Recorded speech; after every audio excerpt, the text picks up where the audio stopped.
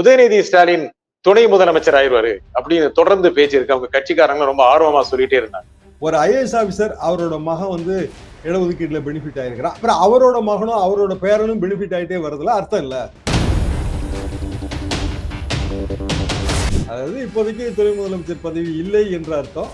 இப்போ வந்து அதுக்கு ஒரு தற்காலிகமாக ஒரு கமா போடப்பட்டிருக்கிறது என்றுதான் நான். துணை முதலமைச்சர் பதவி கொடுக்கப்பட வேண்டும் அப்படிங்கிறது அவசியம் நினைக்கிறேன். அப்ப சீனியாரிட்டியை கொடுக்காம துணை முதல்வர், அதாவது ஜிஓவே போடாம துணை முதல்வர், இவர் தான் வாரிசு, ஸ்டாலினுக்கு அப்புறம் அவர் தான் வாரிசு. இந்த காலம் கனியவில்லை, இன்னும் பழுக்கவில்லை அப்படின்னா எந்த டைமுக்காக ஸ்டாலின் காத்திருக்கிறார்?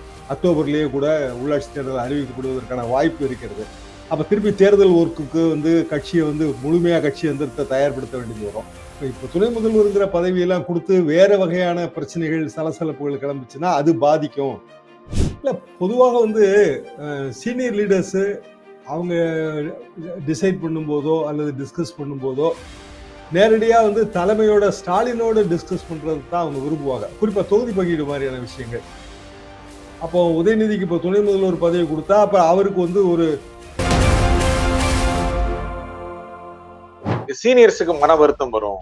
இல்ல துரைமுருகனே சொன்னார்ல, அவங்கவுங்களோட அரசியல் எதிர்காலத்தை பற்றிய அச்சம் இருக்கும். திராவிட மாடல்னு தொடர்ந்து சொல்லிட்டே வராங்க முதலமைச்சர்ல இருந்து எல்லாரும். ஆனா உதயநிதி மட்டும் திராவிட அல்காரிதம்ங்கிற வார்த்தையை பயன்படுத்துறாரு. உதயநிதி வேறொரு பாணி அரசியலை முன்னெடுக்க விரும்புகிறார் தானே அர்த்தம். வணக்கம் நண்பர்களே. உதயநிதி ஸ்டாலினுக்கு இப்போது துணை முதலமைச்சர் பதவி இல்லையா? ஏன் காலம் கனியவில்லை என்று முதலமைச்சர் ஸ்டாலின் கூறுகிறார். எப்போது சூழல் சாதகமாக அமையும்? இதன் அரசியல் பின்னணி எப்படி இருக்கும்? இதை பற்றி பேசுவதற்காக மூத்த பத்திரிகையாளர் திரு தராசு ஷியாம் நம்முடன் இணைகிறார். வணக்கம் திரு ஷியாம். வணக்கம் நிஜந்தர். உதயநிதி ஸ்டாலின் துணை முதலமைச்சர் ஆயிடுவாரு அப்படின்னு தொடர்ந்து பேச்சு இருக்கு. அவங்க கட்சிக்காரங்க ரொம்ப ஆர்வமா சொல்லிட்டே இருந்தாங்க. இந்த சமயத்துல முதலமைச்சர் கிட்டத்தட்ட கோடி காட்டிட்டாரு, இன்னும் காலம் கனியவில்லை அப்படின்னு. என்ன காரணம்? ஏன் காலம் கனியல? கோரிக்கை வலுத்திருக்கிறதே தவிர இன்னமும் பழுக்கவில்லை என்று அவர் கூறியிருக்கிறார். அதாவது இப்போதைக்கு துணை முதலமைச்சர் பதவி இல்லை என்ற அர்த்தம். எப்போதைக்கு இல்லை என்ற பொருள் அதில் துணிக்கவில்லை, அப்படித்தான் நான் பார்க்கிறேன். இல்ல துணை முதலமைச்சர்கள் ஒரு வரலாறை நம்ம பார்ப்போம். அதாவது இதுக்கு முன்னாடி மு.க. ஸ்டாலின் துணை முதலமைச்சர், அதற்கு முன்பு இதே மாதிரி கட்சிக்காரர்களோட கோரிக்கை, அப்புறம் இளைஞரணி தலைவருங்கிற முறையில் மேற்கொண்ட பிரச்சாரம், 2019க்கு முந்தைய தேர்தல்களில் அவர் ஆற்றிய பணி, இது எல்லாமே வந்து காரணமாக சொல்லப்பட்டது. ஆனா கலைஞர் வந்து அவசரம் காட்டல, அவர் கொஞ்சம் டிலே பண்ணிட்டே தான் இருந்தாரு. இன்னும் சொல்ல போனால் அவர் ஆக்டிவ் பாலிடிக்ஸ்ல இல்லாத போயிடுவாரோ அப்படிங்கிற ஒரு நிலை வரும்போதுதான் துணை முதல்வர் ஆக்கினாரு. அது பிறகு கட்சியோட செயல் தலைவர். அதாவது ஒரு பொலிட்டிக்கல் மூவ் கொடுக்கறதுக்கு ஒரு காலம் தேவைப்படுது. சொந்த கட்சிக்குள்ள அதிருப்தியை வளர்க்க முடியாது. சீனியர்ஸ் இருக்காங்க. 1949 இருந்து இருக்கிற கட்சி, சீனியர்ஸ் இருக்கிறாங்க. துணை முதல்வராக உதயநிதி இல்லாட்டாலும் துணை முதல்வர் அந்தஸ்துல தான் அவர் இருக்கிறாரு. எல்லாருமே வந்து அந்த மரியாதையை தான் அவருக்கு காட்டுறாங்க. டெசிக்னேஷன் இல்லை, அப்படி வேணா நம்ம வச்சுக்கிடலாம். அப்போ முதலமைச்சர் இப்போது அந்த முடிவு எடுத்து விடுவார், துணை முதல்வர் ஆக்கப்பட போகிறார்னு அது பெரிய அளவுக்கு வதந்திகள் இருந்தது. ஆனா உதயநிதி அதை மறுத்தார் என்பதை நம்ம இதுல நினைவில் கொள்ள வேண்டும். இப்போ வந்து அதுக்கு ஒரு தற்காலிகமாக ஒரு கமா போடப்பட்டிருக்கிறது என்றுதான் நான் நினைக்கிறேன். முற்றுப்புள்ளி அல்ல என்பது எனது கருத்து. நீங்க இப்ப ரெண்டு விஷயம் சொன்னீங்க. ஒன்று வந்து வரலாறு தெளிவா சொன்னீங்க. இன்னொன்று துணை முதலமைச்சர் பதவி இல்லாவிட்டால் என்ன, அவர் அந்த வகையில அதிகாரத்தோடு தான் இருக்கிறார் அப்படின்னு சொன்னீங்க. உண்மையில் துணை முதலமைச்சர் பதவி கொடுக்கப்பட வேண்டும். அவருக்கு அந்த டெசிக்னேஷன், அந்த பதவி அந்த பெயரோடு கொடுக்கப்படணும் அப்படிங்கிறது அவசியம் நினைக்கிறீங்களா? துணை முதல்வர் துணை பிரதமர் பதவி அரசியல் சாசனத்துல கிடையாது, பொலிட்டிக்கல் ஏற்பாடு தான். நீங்க பழைய துணை பிரதமர்கள் தேவிலால் காலத்துல இருந்து வரலாறு எடுத்து பார்த்தாலும் பொலிட்டிக்கல் ஏற்பாடு தான். அரசியல் ரீதியாக வேற வழி இல்லை, சில அட்ஜஸ்ட்மெண்ட் பண்ணணும். தமிழ்நாட்டுல நிர்வாக ஏற்பாடா தான் இருந்தது. எடுத்துக்காட்டாக ஓபிஎஸ் அவர்களோட துணை முதல்வர் பதவி, திரு ஸ்டாலின் அவர்களோட துணை முதல்வர் பதவி, நிர்வாக வசதிக்கு முதலமைச்சரின் வேலைப்பளுவை குறைப்பதற்கு அல்லது பொலிட்டிக்கல் அரேஞ்ச்மெண்ட், ஓபிஎஸும் எடப்பாடியும் இணையும் போது ஓபிஎஸ்க்கான ஒரு இடம் கொடுக்க வேண்டியது இருக்கு. இப்படித்தான் அது வந்தது தமிழ்நாட்டுல. மற்றபடி வந்து துணை முதல்வர்கள் பதவி ஜெயலலிதா காலத்துல கிடையாது, எம்ஜிஆர் காலத்துல கிடையாது, கலைஞரோட ஆரம்ப கால 69 இருந்து அவரோட ஆட்சி காலத்துல கிடையாது, 76 வரைக்கும் கிடையாது, 76 ஆட்சி டிஸ்மிஸ், அது வரைக்கும் கிடையாது, 89 திருப்பி ஆட்சி வந்த போதும் கிடையாது. அப்போ துணை முதல்வருங்கிற பதவி எப்படி தரப்படுகிறது? நிர்வாக ஏற்பாடு ஒரு ஜீவோ போட்டு தான் தர்றாங்க, அரசாணை. அது கூட ஓபிஎஸ்க்கு அந்த அரசாணை கூட கிடையாது. துணை முதல்வர்னு டெசிக்னேட் பண்ணிக்கிட்டாங்க, அவ்வளவுதான். மு.க. ஸ்டாலினுக்கு அரசாணை வெளியிடப்பட்டது. இந்த அரசாணையில உள்ள பிரச்சனை என்னன்னா, அமைச்சரவையோட சீனியாரிட்டியை வந்து அதுல சொல்லி ஆகணும். இப்போ உதயநிதி அவர்கள் 10வது இடம்னு நினைக்கிறேன். அமைச்சரவையில வந்து 9வதோ 10வது இடம் தான். ஏன்னா அவரு ஸ்போர்ட்ஸ் மினிஸ்டரா இருக்கும்போது ஸ்போர்ட்ஸ் துறைக்கான சீனியாரிட்டி அதை வைத்து அந்த பட்டியல் போட்டிருப்பாங்க. துணை முதல்வர்னா முதல்வருக்கு அடுத்த இடம் தரப்பட வேண்டும். அதுல வந்து திமுக சீனியர் அமைச்சர்கள் மத்தியில ஒரு மனஸ்தாபம் ஏற்படலாம். அது ஒரு முக்கியமான விஷயம். அப்ப சீனியாரிட்டியை கொடுக்காம துணை முதல்வர், அதாவது ஜிஓவே போடாம துணை முதல்வர் என்று ஒரு வாய்வழி அறிவிப்பு. அப்படி அறிவிப்பது என்பது உதயநிதியோட எதிர்காலத்துக்கு அது சரியாக வராது. வாட்எவர் இட் இஸ் வந்து உதயநிதி ஃபியூச்சர் ஹேர்னு ஆயிப்போச்சு. எதிர்கால அரசியல் வாரிசுங்கிறது அப்படித்தான். முரசொலி பத்திரிகையில நீங்க வர்ற விளம்பரங்களை எல்லாம் பார்த்தாலே சின்னவர் இப்படியான பல அடைமொழிகள் தான், வருங்கால முதல்வர்ங்கிற அடைமொழிகள் தான். அப்ப இயல்பாக அவரோட ஸ்டேட்டஸ் வளரணும். நாளைக்கு வந்து அவரோட அரசியல் வளர்ச்சிக்கு, அதாவது டாப் போஸ்ட பிடிக்கிறதுக்கு யாரு வந்து கீழே களத்துல வந்து எதிரணியில வரப்போறாங்க, இப்படி எல்லாம் ஒரு கால்குலேஷன் கண்டிப்பா போடுவாங்க. அந்த கால்குலேஷனுக்கான காலம் என்ன கணியல அப்படின்னு தான் நான் எடுத்துக்கிறேன். முக்கியமா அவருக்கு துணை முதலமைச்சர் பதவி கொடுக்காட்டி உதயநிதிக்கு அவர் அந்த அதிகாரம் இருக்கு. ஏன்னா கட்சியை பொறுத்த வரைக்கும் முக்கியமான ஒரு அதிகார மையமாக இருக்கிறார், அதை மறுக்க முடியாது. துணை முதலமைச்சர் பதவி கொடுத்து விட்டால் அதற்கு நீங்க சொன்ன மாதிரி ஒரு அரசியல் அங்கீகாரம் கிடைத்து விடுகிறது. இவர் தான் வாரிசு, கிட்டத்தட்ட அவரு ஸ்டாலினுக்கு அப்புறம் அவர் தான் வாரிசு அப்படின்னு. இந்த காலம் கணியவில்லை, இன்னும் பழுக்கவில்லை அப்படின்னா எந்த டைமுக்காக ஸ்டாலின் காத்திருக்கிறார்? 2026க்காக தான் காத்திருக்கிறாருன்னு நான் நினைக்கிறேன். ஏன்னா இப்போ வந்து கிட்டத்தட்ட 2024 முடிய போதுங்க. முதலமைச்சர் வெளிநாடு பயணங்கிறது அறிவிப்பாகி போச்சு. வெளிநாடு பயணம் போயிட்டு வரும்போது செப்டம்பர் மாசம் ஆயிரும். செப்டம்பருக்கு பிறகு நமக்கு விடுபட்ட உள்ளாட்சி தேர்தல், அதாவது பழைய 27 மாவட்ட உள்ளாட்சி தேர்தல், அதோட 5 வருஷ பீரியடு முடியுது. ஸோ கண்டிப்பாக வந்து நவம்பர்லயோ இல்ல மழை காலத்தை பொறுத்து அக்டோபர்லயே கூட உள்ளாட்சி தேர்தல் அறிவிக்கப்படுவதற்கான வாய்ப்பு இருக்கிறது.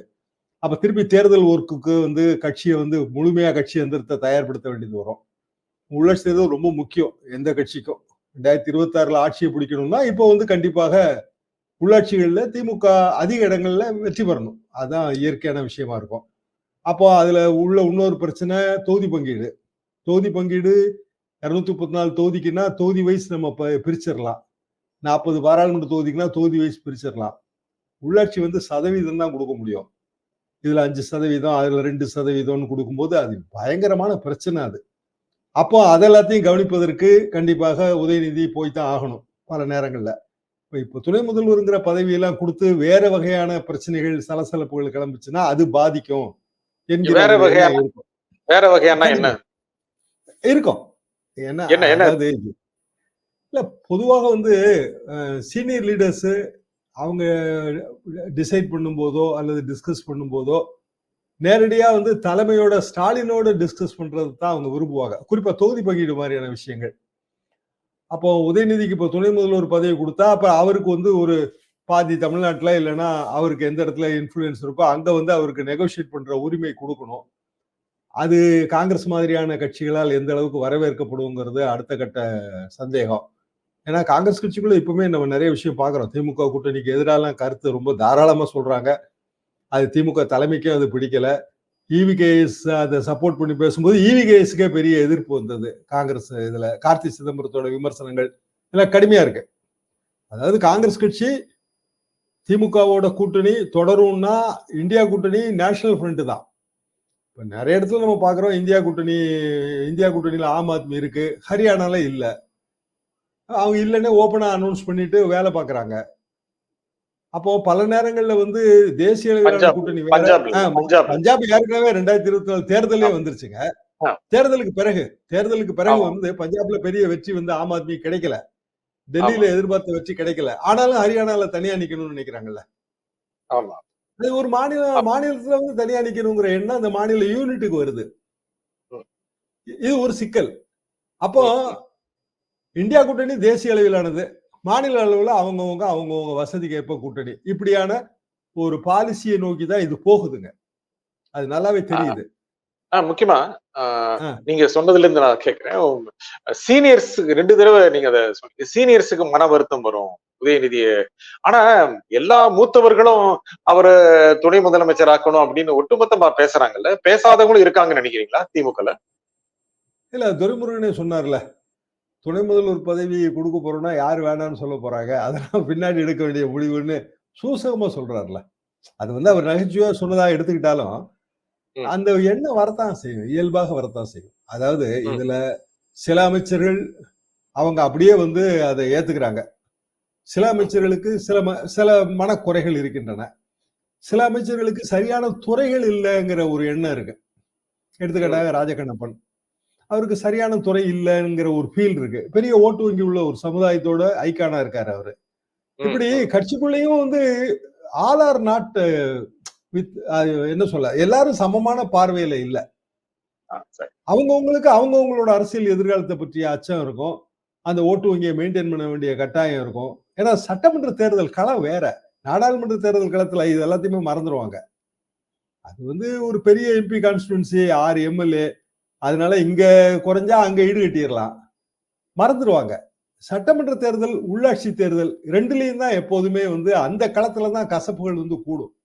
குறிப்பா உள்ளாட்சி தேர்தல் ரொம்ப கூடும். என்ன காரணம்னா ஒரு அ கேளுங்க. உதயநிதி எலிவேட் ஆகிறது. பதவி உயர்வு பெறுவது என்பது மூத்தவர்கள் ஓரங்கட்டப்படுவது அல்லது மெதுவாக விலகுவது, கட்சியினுடைய அதிகாரத்திலிருந்து பதவிகளிலிருந்து விலகுவது, அதற்கான டிரான்ஸ்பர்மேஷனா? அப்படி சொல்ல முடியாது. ஏன்னா திமுகவை பொறுத்தவரைக்கும் பவர் சேஞ்ச் வந்து ரொம்ப ஸ்மூத்தா தான் நடந்துகிட்டு இருக்கு தொடர்ந்து. இப்போ ஸ்டாலின் அவர்கள் துணை முதல்வரான போதும் சரி, அல்லது செயல் தலைவராக்கப்பட்ட போதும் சரி, மூத்தவர்கள் மத்தியில மனக்குறைகள் இருந்திருக்கலாம். ஆனா அவங்க கலைஞர் முடிவை அப்படியே ஏத்துக்கிட்டாங்க.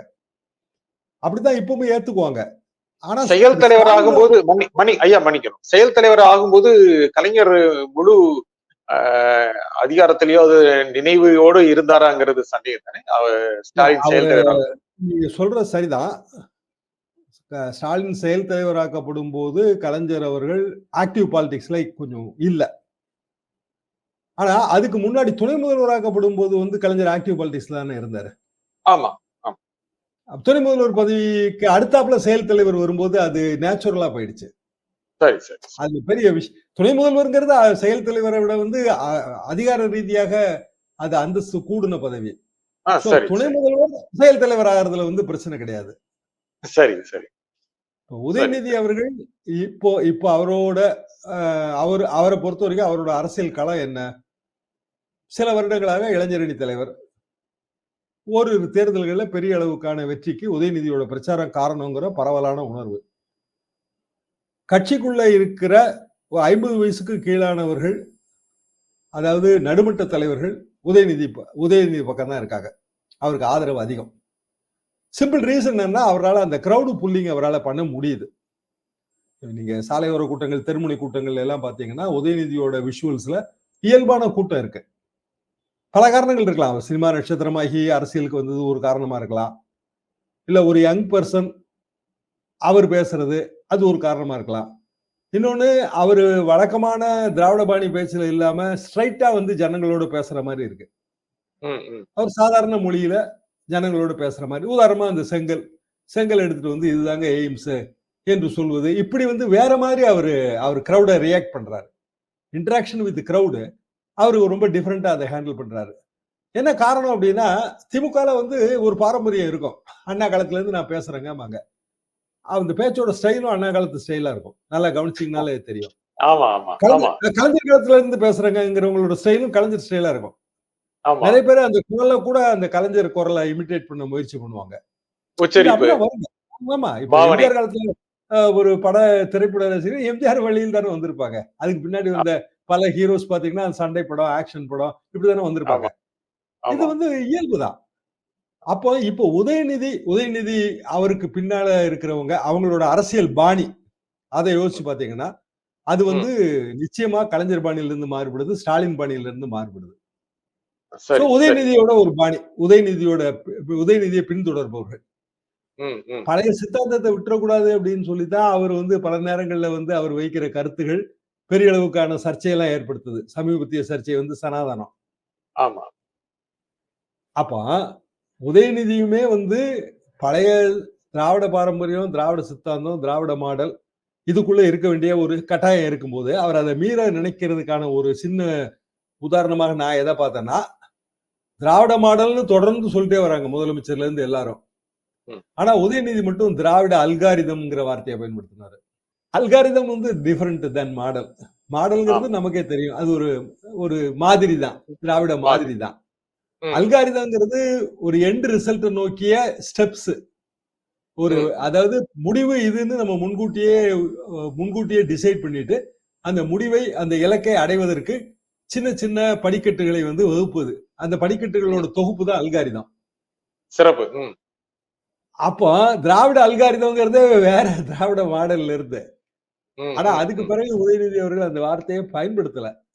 ம். ம். ப்ராபபிலி அது அவருக்கு பிரஷர் வந்ததா என்னன்னு எனக்கு தெரியல. நான் ஆனா அதான் நோட்டீஸ் பண்ணேன். சரி, சரி. ஆனா அப்ப என்ன, உதயநிதி வேறொரு பாணி அரசியலை முன்னெடுக்க விரும்புகிறார் தானே அர்த்தம். ம். உதயநிதி வேற ஒரு மாடல். வேறொரு மாடல். ம். ம். தவறுன்னு நம்ம சொல்ல முடியாது இல்லைங்களா? இப்ப வந்து மோடியோட மாடல் டிஃபரெண்ட் தென் வாஜ்பாய் தானே. ஆமா. நமக்கு மாற்று கருத்து வர வேண்டிய அவசியமே இல்லல்ல. அது வாஜ்பாய் ம். வேற லீடருங்க. மோடி ம். வேற ம். லீடர். அவர் அவரோட பாணியில ஒரு விஷயத்த ட்ரை பண்றாரு. தப்பு ம். ம். ரைட்டுன்னு டிசைட் பண்ண போறவங்க வாக்காளர் பெருங்குடி மக்கள் தான். ம். ம். ஆனா என்னோட மாடல் இது அப்படின்னு ஒரு தலைவருக்கு வைக்கிற உரிமை வரும் இல்லையா? ஆமா. அப்போ திராவிட அல்காரிதம் துணை முதல்வர் ஆவது, திராவிட மாடல் துணை முதல்வர் ஆவது 2 இடையில வித்தியாசம் இருக்கா இல்லையா? பெரிய வித்தியாசம் இருக்கு. நீங்க ரொம்ப சிறப்பா சொல்லிட்டீங்க. அதுக்கு நடுவுல ஒரே ஒரு கேள்வி. முக்கியமா இந்த மூத்தவர்கள், இந்த திராவிட மாடல், திராவிட அல்காரிதம் இதுக்கு நடுவுல பிரிஞ்சு கிடக்குறாங்களா? மூத்த திமுக தலைவர்கள். ரொம்ப சீனியர்ஸ் வந்து நிச்சயமா பிரிஞ்சிருப்பாங்க. இப்போ துரைமுருகன் இவங்கலாம் வந்து திராவிட மாடல் தலைவர்களா தானே இருக்க முடியும். ம். ம். ஆ அ இவர் இருக்கிறாரு. நம்ம ஏவ வேலு அதாவது திருவண்ணாமலை மினிஸ்டர். அவரு வந்து அதிமுகல இருந்து வந்தவரு. திமுக மந்திரி சபையிலேயே முசாமி அண்ணன், வேலு அவர்கள், அப்புறம் கே.கே.எஸ்.ஆர். அண்ணாச்சி, இப்படி அதிமுகல இருந்து வந்தவர்கள் பலர் இருக்கிறார்கள். அனிதா அவர்கள் ராதாகிருஷ்ணன். வந்து அனிதா ராதாகிருஷ்ணன், அதிமுகல இருந்து வந்த நிறைய பேருக்கு கீழ்மட்டத்திலயும் நிறைய பதவிகளோட இருக்காங்க. செந்தில் பாலாஜி, இப்படி பலரும் வந்து அதிமுகல இருந்து வந்தவர்கள். அதிமுகல இருந்து வந்தவர்கள் அவங்க திராவிட மாடல் அது அவங்க சித்தாந்தத்துல இருக்கா? இல்ல எம்ஜிஆர் மாடல் அந்த சித்தாந்தத்துல இருக்காங்கிறதுல எனக்கு எப்பவுமே சந்தேகம் உண்டு. ம். ம். இல்ல நீங்க ம். யோசிச்சு பாருங்களேன். நம்ம வந்து சரி. ஒரு ஆமா. தலைவர்ட்ட இருந்து வர்றோங்க. அவர்தான் நமக்கு பயிற்சி. நான் எம்ஜிஆர் மன்றத்துல இருந்து வரேன். எனக்கு அரசியல் பயிற்சி எது? எம்ஜிஆர் மன்றம் தான். வேற என்ன சந்தேகம் இருக்கு? ம். அப்போ ம். என்னோட என்னோட நடவடிக்கையிலேயே எது அதிகமா தூக்கி நிக்கும்னா எம்ஜிஆரிசம். எம்ஜிஆரிசம் என்ன? அதாவது ஏழைகளுக்கு உதவுதல், அப்புறம் ஈகை. இல்ல நம்ம வந்து நம்மளுக்கு கீழ இருக்கவங்களுக்கு உதவி செய்யணுங்க. அண்ணா மாடல் எது அப்படின்னா 1957 காலகட்டத்திலாம் எடுத்தீங்கன்னா, அண்ணாவோட கொள்கையை வந்து சிறு சிறு தொழில்களை எல்லாம் ஊக்குவிச்சு, அதன் மூலமாக வேலை வாய்ப்புகளை எல்லாம் பெருக்கி அப்படி பிராடு. இன்னும் சொல்லப்போனால் அவர் அந்த அடுத்த தேர்தல்ல தோல்வி அடையும் போது, பசும்பொன் தேவர் என்ன சொன்னாருன்னா, அண்ணாவோட பிரச்சாரம் வந்து எல்லாமே தொழிலாளிகளுக்கு முதலாளிகளுக்கு ஆதரவா இருந்ததாக தொழிலாளிகள் நினைச்சிட்டாங்க. ஆனா அவர் வந்து காஞ்சிபுரம் தொகுதி, அது வந்து விவசாய பூமி. விவசாயிகளுக்கு ஆதரவான பிரச்சாரங்கள்ல அவர் ஈடுபடலைங்கிற ஒரு குற்றச்சாட்டை வைத்தார். நீங்க வரலாறை படிச்சு பார்த்தீங்கன்னா இது தெரியும். ம். எதுக்காக ம். நான் சொல்றேன் அப்படின்னா, தலைவர்களோட பார்வையும், அவர்கள் வந்து ஒரு நாட்டை முன்னேற்றணும்னு நினைக்கிற வழிமுறையும் மாறுபடும். அது சரி தவறுங்கிறத காலம் தான் பதில் சொல்லணும். சரி. எம்ஜிஆர் காலத்துல வந்துங்க, எம்ஜிஆர் நாங்க 80ல எதிர்த்தோம். என்ன காரணம்? இடஒதுக்கீடு சம்பந்தமான பொருளாதார அளவீடு வந்து நாங்க நாங்க வன்மையா எதிர்க்கிற விஷயமா மாறிடுச்சு. ஆனா அவர் ₹9,000 கொண்டு வந்தாரு. ₹9,000க்கு மேல வருமானம் இருந்தா இடஒதுக்கீடு பெனிஃபிட் கிடையாது. இன்னைக்கும் அது பேசப்படுகிறது. என்னன்னா ₹8,00,000 மாறி இருக்கு அவ்வளவுதான். 6,00,000, 8,00,000 இல்லைன்னா 4,00,000, 6,00,000, 8,00,000 இப்படி வந்து படிநிலைகள் கொண்டாங்க. சுப்ரீம் கோர்ட் தீர்ப்புலயே அது வருது. ம். இந்த நம்மளோட சப் கேட்டகரைசேஷன் தீர்ப்பு எடுத்து படிச்சு பாத்தீங்கன்னா, ஆமா. ஆமா. அதுல வந்து சமீபத்தில். கிரீமி லேயர் நீங்க பிரிக்கணும். ம். உள் ஒதுக்கீடு சம்பந்தமான தீர்ப்புல கிரிமி லேயர், அதாவது ஒரு ஐஏஎஸ் ஆபிசர் அவரோட மகன் வந்து இடஒதுக்கீடுல பெனிஃபிட் ஆயிருக்கிறான். அப்புறம் அவரோட மகனும் அவரோட பேரனும் பெனிஃபிட் ஆயிட்டே வரதுல அர்த்தம் இல்ல. ஒரு குறிப்பிட்ட கம்யூனிட்டி, அந்த கம்யூனிட்டிக்கு ஒரு இடஒதுக்கீடு கொடுத்துட்டோம். ஆனா அந்த கம்யூனிட்டிக்குள்ளேயே ஒரு குறிப்பிட்ட பிரிவு தான் அந்த இடஒதுக்கீடு அனுபவிக்குதுங்கிறது ஒரு குற்றச்சாட்டு. ம். இது ஒரு பெரிய லாங் டிஸ்கஷன். ஆமா. 80ல எம்ஜிஆர் அந்த முடிவு எடுத்தாரு. தோல்வி. ம், ம். அரசியல் ரீதியாக அது பெரிய தோல்வி ஆயிருச்சு. எதுக்காக நான் சொல்ல வரேன்னா, அந்த காலகட்டத்துல எம்ஜிஆர் இந்த முடிவு எடுத்தது தப்பா, ரைட்டாங்கிறத இன்னைக்கு 2024ல அனலைஸ் பண்ணிட்டு இருக்கோம். ம், ம். அப்ப திராவிட மாடல் தப்பா, ரைட்டாங்கிறத இனிமேல் தான் நமக்கு 2026ல தேர்தலுக்கு பிறகு அது தெரியும். சரி. திராவிட அல்காரிதம் தப்பா, ரைட்டா? இது இத நம்ம இன்னும் பார்க்க வேண்டியது கட்டாயம் இருக்கு இல்லையா? ஆமா, ஆமா. சிறப்பு. இந்த நிகழ்ச்சியில் உங்கள் கருத்துக்களை கூறியமைக்காக திரு தராசு ஷியாம் மிக்க நன்றி. மீண்டும் ஒரு நிகழ்ச்சியில் சந்திப்போம். நன்றி, வணக்கம்.